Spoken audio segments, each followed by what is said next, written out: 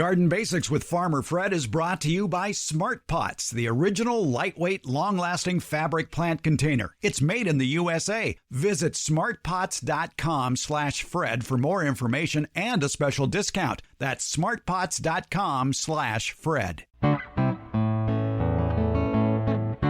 Welcome to the Garden Basics with Farmer Fred podcast. If you're just a beginning gardener or you want good gardening information, well, you've come to the right spot. So you want to grow fruit trees, but maybe the only area you have is a sunny, narrow side yard. Well, that's not a problem if you trellis those fruit trees. Today, Master Gardener Quentin Young walks us through step-by-step construction of a trellis for fruit trees, along with the best varieties of fruit trees that are easy to trellis. America's favorite retired college horticulture professor, Debbie Flower, tells us about a quick-growing, flowering annual that puts on quite a show. It's tobacco. In many parts of the country, summertime can be tough on your garden, not just for the bouts of heat, but also wildfire smoke that can travel for hundreds of miles. We have tips on how to keep your garden healthy when that smoke arrives. We're podcasting from Barking Dog Studios here in the beautiful Abutilon jungle in suburban Purgatory. It's the Garden Basics with Farmer Fred podcast, brought to you today by Smart Pots and Dave Wilson Nursery. And we'll do it all in under 30 minutes. Let's go.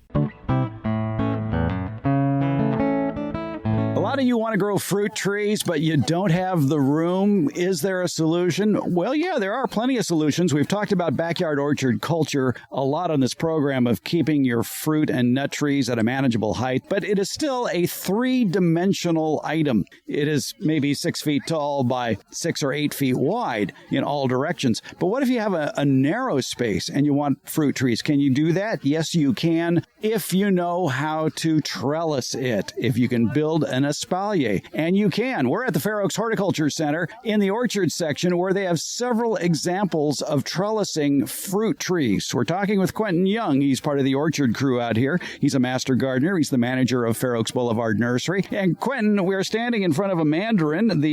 It's a Satsuma mandarin, the Mihuasi. And this is a nice homemade trellis. And I guess really when it comes to making a three-dimensional item two-dimensional, you need a good solid support. Yeah, I think the first thing is where you're going to put your espalier, and then you have to have your structure planned, because that's the most important part to me. Yeah, and it has to be in an area where the sun requirements primarily are going to be fulfilled. If it's a narrow area, just make sure it gets, 6 hours of sun or more a day? Ideally 6 to 8 hours, and if you can run it on a north-south orientation, even better. All right. And it's fairly simple and direct looking at this one you built here, and we should point out that the master gardeners built it. You didn't run down to the big box store and buy a cheap trellis made out of 1x1s. Exactly, because those are going to fall apart pretty quickly. You want to put a little bit of thought into the structure. They don't have to be complicated, but you do want to, I would say, at least have 4x4s for your primary structure. And then you want to have cables that run between the 4x4s about every 18 inches to 2 feet. And these are sunk into the ground 2 feet, and they are in concrete. All right. Yeah, let's talk a little bit about your concrete footings here. It looks like you took some 1 gallon or 2 gallon plastic pots and filled them with concrete and sunk the 4x4s in that. That's exactly what we did. Basically, we wanted you want the 4x4 and the concrete to be above grade. That'll help keep them dry and prevent them from rotting out long term. So that's basically what we did. All right. For this mandarin, for this particular trellis, the 2 4x4s look to be about 8 to 10 feet tall. The 1, 2, 3, 4, 5, 6 wires, like you said, are spaced about 18 inches apart. The distance from 4x4 to 4x4 looks to be about 10 feet? I think it's 8 on this one. Yeah. Okay. And the Mihuasi mandarin that's growing here is perfect. It's not that wide. It's up to about the fourth wire. The first wire is about a foot and a half off the ground, and then every 18 inches, there's another wire for a grand total of 6 wires. And so this Mihuasi right now is about 5.5 feet tall, and it's very narrow. You could easily put that in an 8-foot wide walkway. You could, and we keep it's probably about 2 feet in terms of depth, and we specifically picked a mandarin because it's going to sort of naturally stay small versus, let's say, a grapefruit or a lemon, but you could easily do one of those if you wanted a larger espalier. With a lot of pruning. With a lot of pruning, yeah, and more shaping. So this one has been here since 2010, and it's just naturally small, and it's easy to keep this shape. How are the branches attached to the wires, and as the branches grow, are they flexible enough that you could wrap around the wire, or do you want to wrap it around the wire? We don't really wrap it around the wire, but we wrap the ties around the wire and then pull the branches to create more of a two-dimensional shape, and we use these rubber ties because they can expand. All right, where do you find rubber ties like that? Online. Okay, and what are they called? Rubber ties? Rubber ties.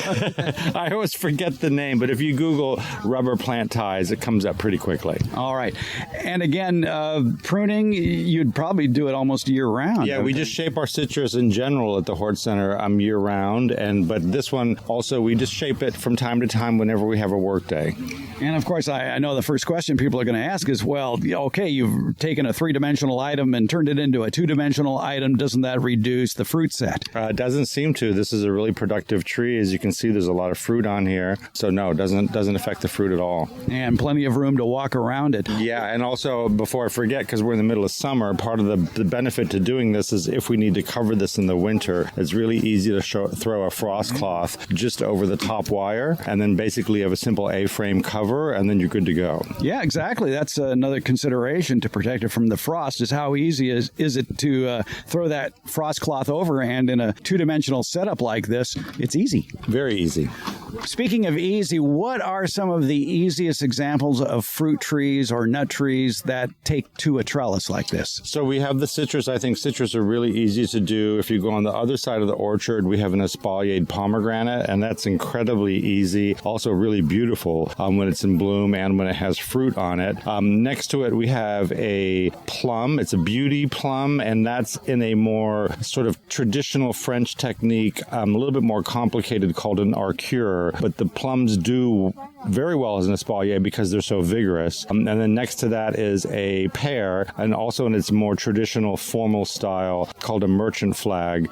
So you can theoretically espalier anything. It just really depends on how much work you want to do. Probably the most difficult ones would be a peach and a cherry. We have those further up the hill, but they're referred to more as a fan because they're not as static as most espaliers. They require quite a bit more pruning and replacing old branches with new branches. Are the trellis systems on those basically the same as this? Basically a couple of 4x4s running wires in between them? Yeah, pretty much the same structure. All right. And it takes fairly easy. What about figs? Figs do really well as an espalier. Okay. But again, you do have to train it and to make sure that the branches are growing close to the wires. Yeah, and you want that flat sort of two-dimensional shape. Right.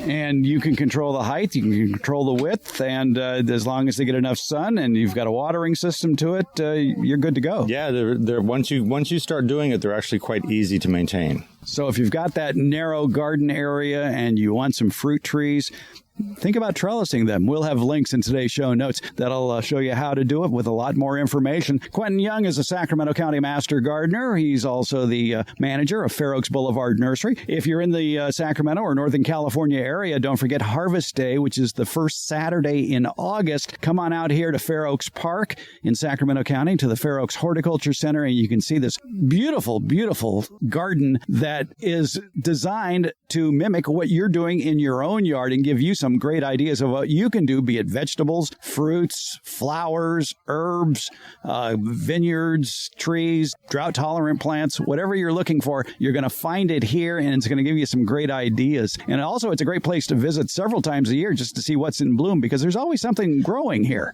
Exactly, yeah. If you can try to make it to most of the open garden days, it's sort of like a year-long training course, because you can see the trees as they develop, how we prune them, how we shape them, and sort of the end result. Fair Oaks Horticulture Center in Fair Oaks Park. We'll have a link about Harvest Day in today's show notes as well. Quentin Young, thanks for giving us the lowdown on trellising fruit trees. Thanks for having me, Fred. You've heard me talk about the benefits of Smart Pots, the original award-winning fabric container. Smart Pots are sold around the world and are proudly made 100% right here in the USA. Smart Pots is the oldest and still the best of all the fabric plant containers that you might find.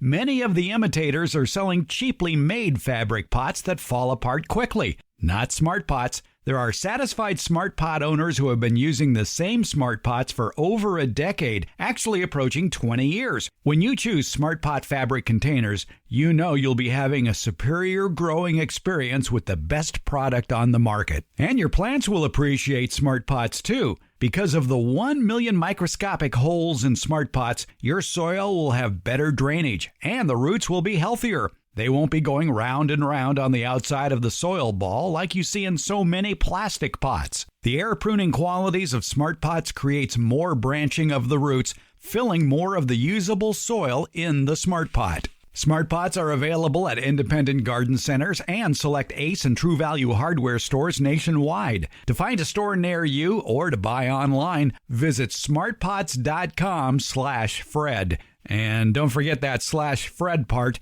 On that page are details about how, for a limited time, you can get 10% off your smart pot order by using the coupon code FRED. Use it at checkout from the Smart Pot store. Visit smartpots.com/Fred for more information about the complete line of Smart Pots lightweight, colorful, award-winning fabric containers. And don't forget that special Farmer Fred 10% discount. Smart Pots, the original award-winning fabric planter. Go to smartpots.com/Fred. Here's a quick tip for you. Debbie Flower is here, America's favorite retired college horticultural professor. Debbie, on previous shows, you have implied about growing tobacco. Mm-hmm. I don't smell any nicotine on you, so I know you don't smoke. No, I don't. But you have said tobacco is fun to grow. It is fun to grow. It was, surprisingly, my mother gave me tobacco seeds to start growing when I was, in single digits, elementary school age. And she gave it to me and all of my sisters. And we grew them, and they were a fascinating plant. They grew fast. They grew tall, like 4 to 5 feet tall. They have big leaves that were, my memory is they're fuzzy. They have hairs on them. And then they bloom. They're in the genus Nicotiana, and we can grow, it's called flowering tobacco and as one of its common names. They have the same sort of very long tubular flowers that are visited by some pollinators, but a big panicle of them or structure of them at the top of this very tall plant. Kids like things that happen fast and are big, and this fit that bill. They grew fast and they got big, and it was an ooh-ah experience, and then they flowered. So that's why. Is it a tubular flower? Yes. So it's like Nicotiana in that regard? It is, yes. Does it bloom at night? My memory is it bloomed during the day. All right. Maybe it has an aroma at night? Yeah, I don't remember that part. I know some of the Nicotianas do. Yeah. And that's how they attract some of their pollinators. Right. Yeah, like the tomato hornworm moth. Right. Yes. Or the tobacco hornworm. Or the tobacco hornworm. Moth, yes. yeah. There you go. That's probably the one. That's probably what it attracts. Yeah. But what I found amazing in going online are finding all the places that sell tobacco seeds to grow in the garden. Yes, I grew some. I got some seed and we grew them at school and sold them at our plant sale, and somebody got wind of it and it started to become a very popular crop, and they were requesting specific cultivars of tobacco and some for cigars, and these people wanted to grow them and use them for tobacco. I know nothing about that, the drying or processing of the leaves, but they're out there and they're fun to grow. Back when tobacco shops opened up, what was the deal with people wanting to grow tobacco? The taxes went up on it? Oh, who knows? The price went up on tobacco. Something happened. That certainly has happened, yes. Yeah. And all of a sudden, people wanted to grow their own tobacco. And this was 25 years ago or so. And so I started doing research about growing tobacco. It helps to live in Kentucky. Yes, I imagine there's greater sources there. Well, they're not only sources, but also the weather there is more conducive to growing tobacco because the temperatures are more moderate and the humidity is higher too. Apparently, the tobacco plant flourishes in high humidity. That's not to say it can't grow here because you've grown it here. Yes, I've grown it to a small size here. I haven't grown to a mature size. When I grew it to a mature size, I lived in New Jersey. Oh, that's humid. Yes, it is. Yes. But you can increase humidity by trapping moisture. Or growing it on a side of the house that's more humid. Right, and less protected by wind, or less exposed to the wind. Yes, less exposed to the wind, better protected from the wind. Yeah, but it's just amazing just how many different varieties. I'm at the victoryseeds.com website. They have more than 7 pages of tobacco varieties that are out there, most of them heirloom varieties. And I think it said there's like 100 seeds per packet. I think that would be enough. How far apart do you space them?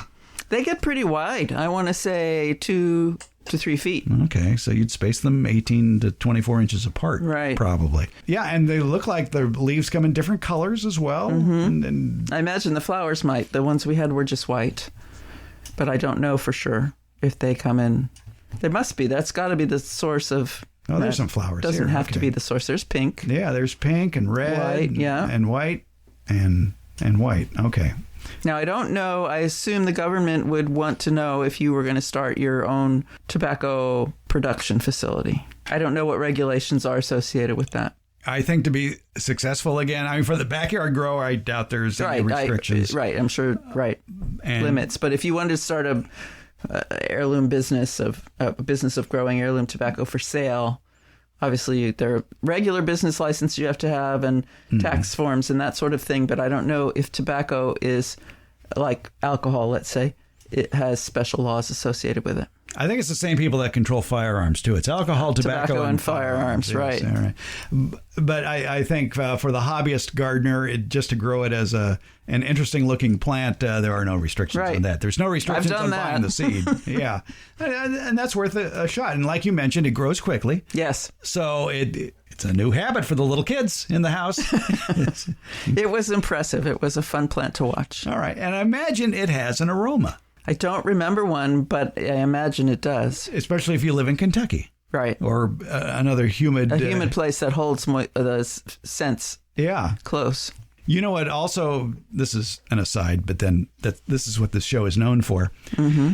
Speaking of shows for the nose, right now, the Brugmansia is blooming in the yard. The Charles Grimaldi Brugmansia.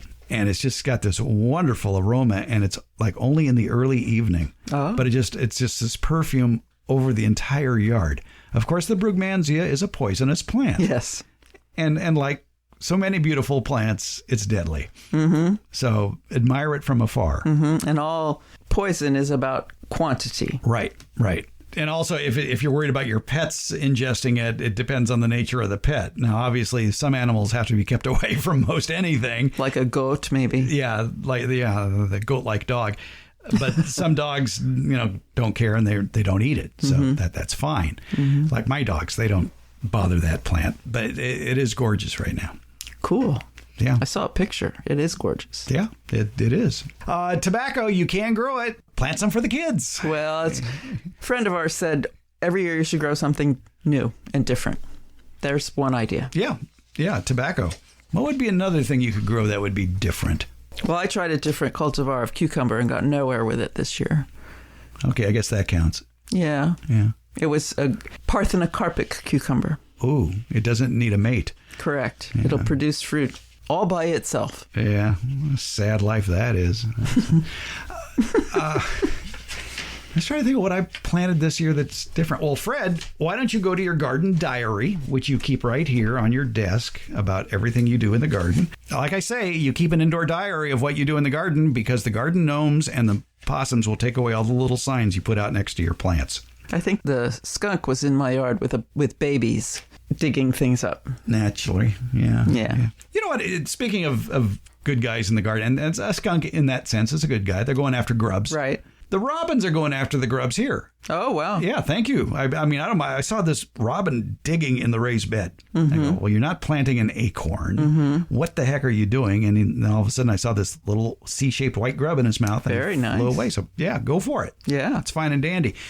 Okay, something different that we grew this year that I've never grown before, Chioggia beets. Chioggia beets, I Spell believe. Chioggia. Chioggia. Okay. I think it's Chioggia. Okay. And it's an heirloom beet. Mm-hmm. You slice it halfway open, and it's got these concentric red rings. Oh, I've seen pictures of those. Yeah, they're gorgeous. Very pretty, yeah. And they're delicious, too. Oh, good. The beets are edible. The greens are edible. Mm-hmm. And so we'll be planting beets every year now. Mm-hmm. First, how did I make it this far without ever growing beets?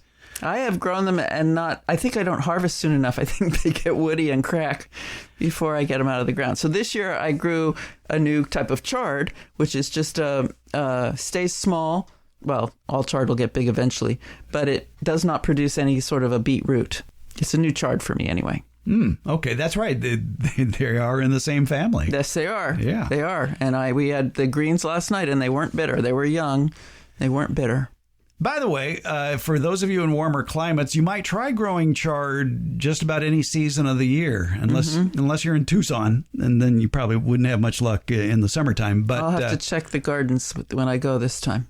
The vegetable gardens in the public park. You can go look at them. Chards do fairly well without bolting in heat. Yes, we typically chard will last a year here in Central Valley of California. You plant it in spring and it goes through the winter and you have it again the next year. You can't really see it from here, but if you look out through the Abutilon jungle out the window, I see a bolted. Yes, there you go. That's what it is. It's huge. It is. It's like a 6 foot tall chard. Wow, it sure is huge. Yes, it's a which you're leaving for the beneficials to come eat. Yeah, exactly. Feed on. Yeah, exactly. And it's not my way yet. Right. We all have our priorities. Yeah. All right. Where did that scenic bypass start? Grow tobacco. There you go. Debbie Flower, thanks so much. My pleasure. Thank you, Fred.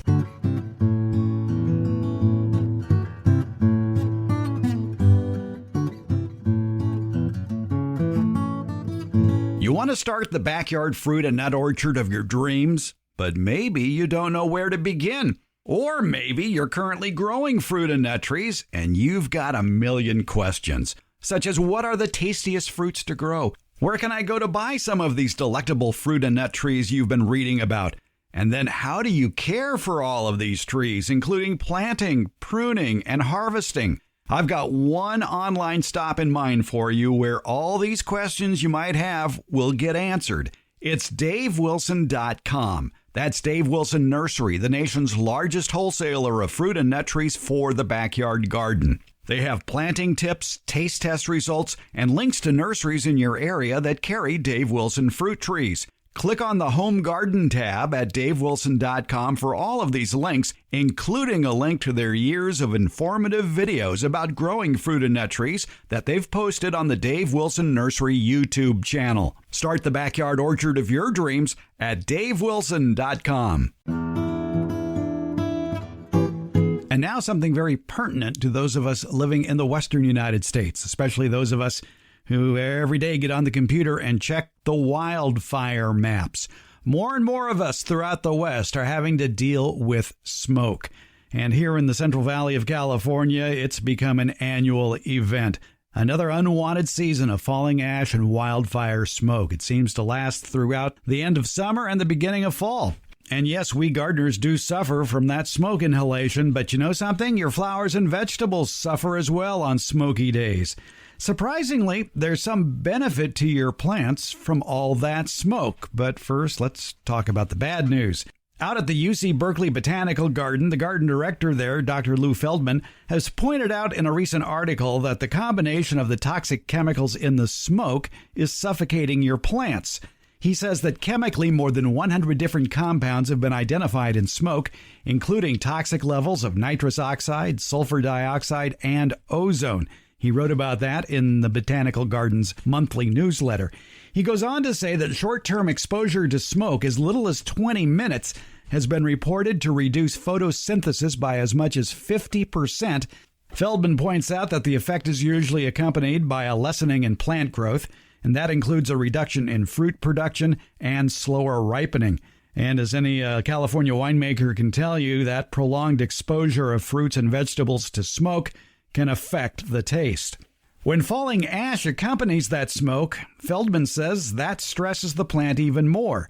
He says when ash lodges in the pores of the plant leaves, not only is the intake of carbon dioxide retarded, but the pores can no longer function efficiently in preventing water loss from the plant. But even Feldman has a silver lining to that cloud of smoke. Ash, he says, is organic matter composed of many of the essential nutrients that plants require, including calcium, magnesium, and potassium. So if the ash accumulation is not so great as to bury the plant, the ash could be thought of as acting like fertilizer.